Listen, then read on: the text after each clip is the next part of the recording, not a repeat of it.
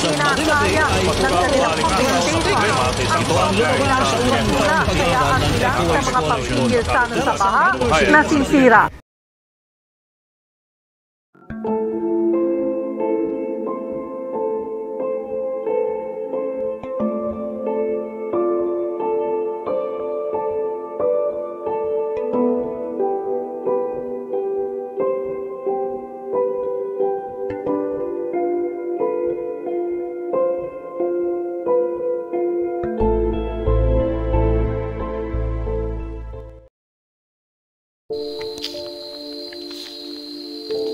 Umunlad ang sibilisasyon ng tao dahil sa biyaya ng kalikasan.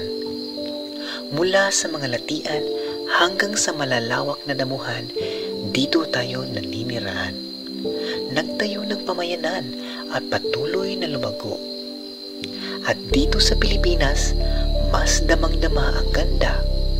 Pinihiyaan tayo ng mga likas na yaman at iba't ibang uri ng buhay na bihira sa ibang bansa.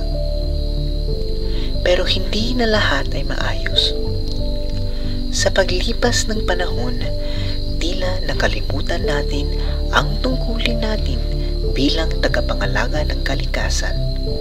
Naging sobrang nakasalalay tayo gamit ng gamit, pero kulang sa kamalayan.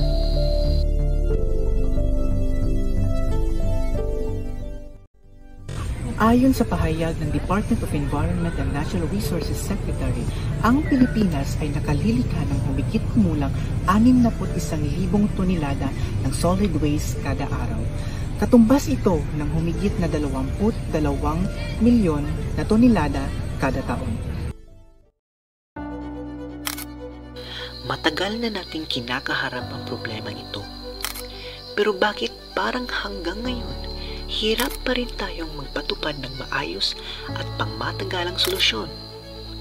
Bakit tila maila pa rin ang mga patakarang tunay na makatutulong lalo na sa usaping waste management? Dito man sa ating komunidad o sa buong mundo.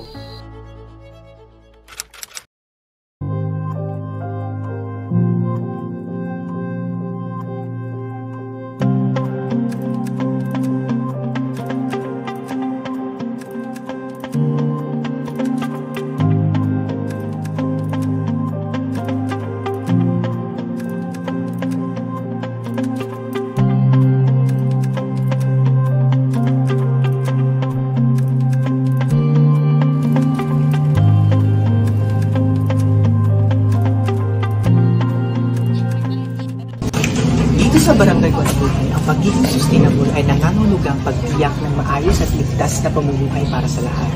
Pero pagdating sa pamamahala ng basura, gaano ba tayo kaalam? Alam ba natin ang ginagampanan ng bawat isa? Hali at samahan niyo kami kunin ang mga panayam ng mga lokal at leader dito sa barangay upang maalam ang proper waste management. Sa importante sa basura na. Ang importante sa basura nga mahipos, nga dili mabaho. Kaya hamigason ta.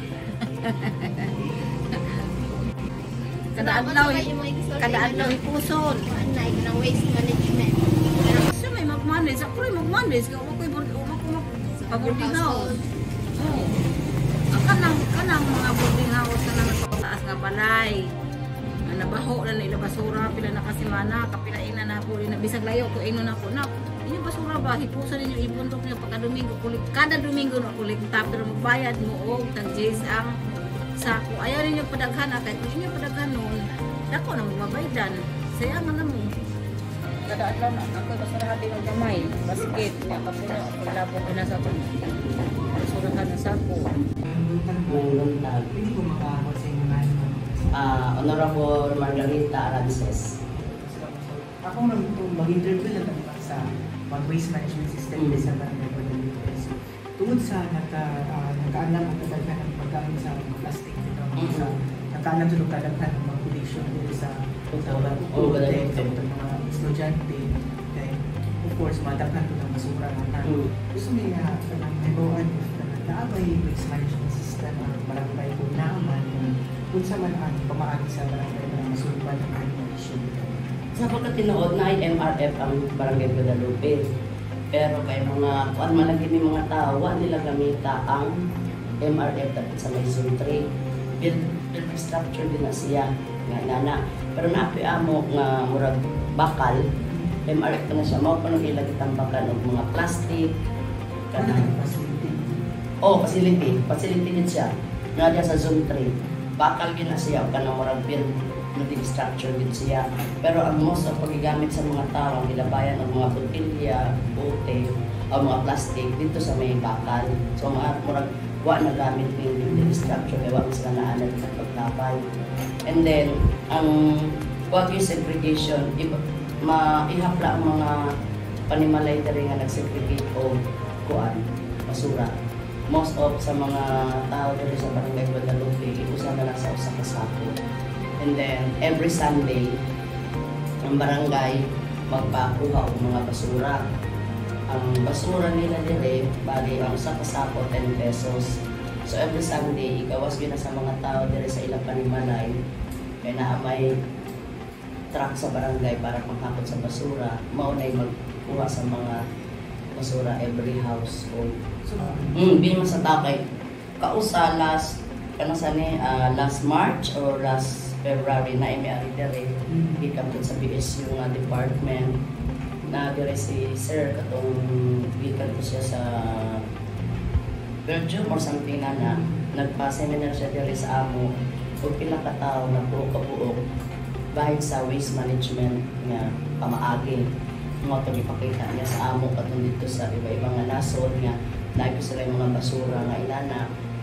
Pero as a kami top environment na malaki ko yung budget, siguro magkuang ko dako-dako ba nga basurahan o sa kaya bisag mo kung saan ko lagi gahi mo po yung mga tao yun tinuod lang, di ba pareha sa laing nasod katong seminar sa amo diri nga every Monday mga plastic ang i-collect sa garbage truck and then Wednesday mga botilya and then Friday ila hindi malata and then mauna whole week mauna ang routine sa mga truck mandi man ko na ito makuha na ito kasi rin kaya ako sa mga barangay mga budget sa gasolina na ako yung mga taglungan ko ng mga BISWA members so most of ko sa barrio why segregation Which is the main issue? yeah main issue sa kuan karon na labi na kaya mga estudyante o truko ibutang lang ko sa garbage nga ito man maingon ko nga dili pwede ka sa Sabado kay most of all mga Sabado mga Bernes mga sila o Sabado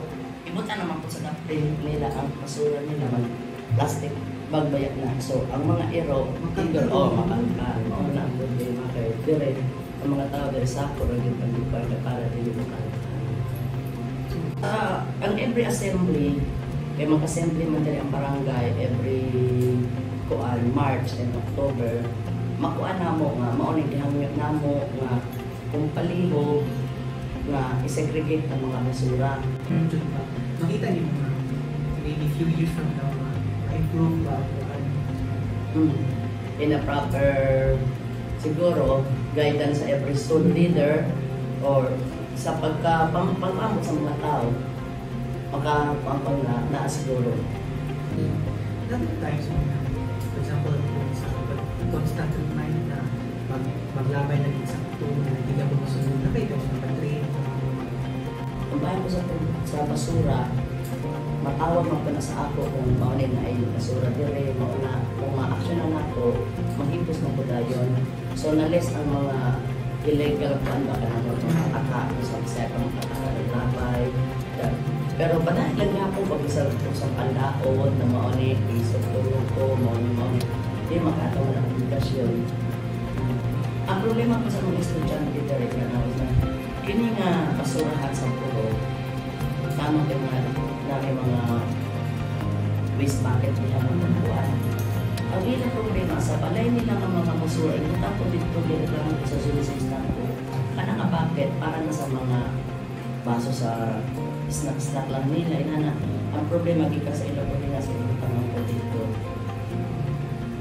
So, di nila po ang mga community sa Barangay Guadalupe problema. Usapot ang mga estudyante po nga educated man unta, kay bawas sila nga bawal ng inanan unta, wato nila kung kasandi na ipuno nila ilang basura para mahapon.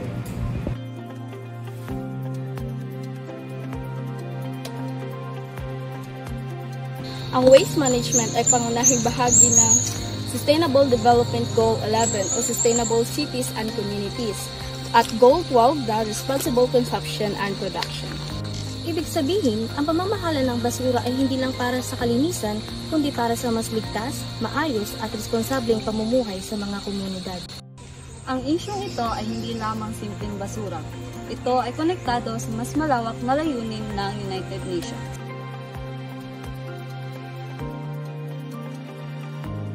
Bilang tagapangalaga ng kalikasan, tungkulin nating managot at makialam sa kalsada ng ating barangay hanggang sa mga batas ng ating pamahalaan. Sabay-sabay tayo gumawa ng hakbang tungo sa kinabukasan na mas malinis, mas ligtas at mas responsable.